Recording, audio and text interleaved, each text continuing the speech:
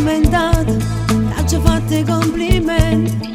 Tu una grande artista, subito hai risposto con la tua umiltà, già mi hai fatto emozionare. Io sono sempre stessa che le tanto tempo fa, o successo che è arrivato non mi ha fatto mai cagnare, o faccio con piacere